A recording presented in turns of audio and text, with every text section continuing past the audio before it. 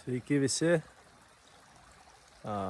sveikinuosi iš spalio, iš nuostabaus rudens. Ir šiandien su jumis pasikalbėsim apie vidurinį kelią.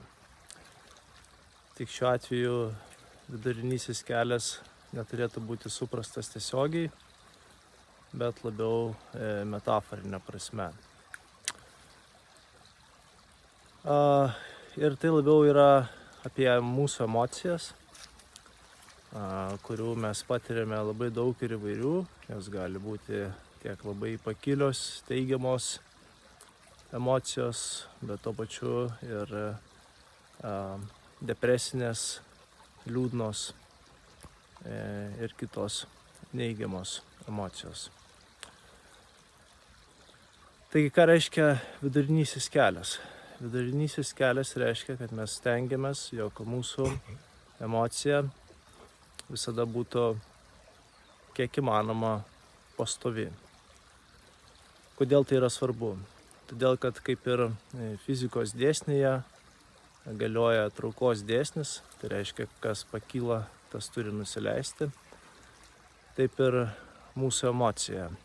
Jeigu jinai yra labai pakeli, jinai nusileidžia ir kuo aukštesnė mūsų emocijos vibracija, tuo jinai žemiau krenta. Ir dėl to mes patiriam labai stiprius bangavimus.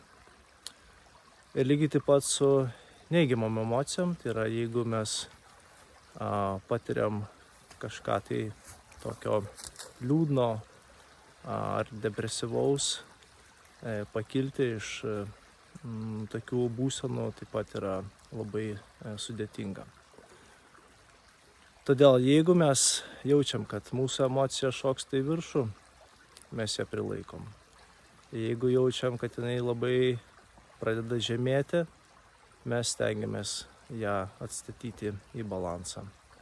Vidurinysis kelias tai yra sveikiausias kelias mūsų emociniam lygmenyje. Tai sėkmės laikant balanso.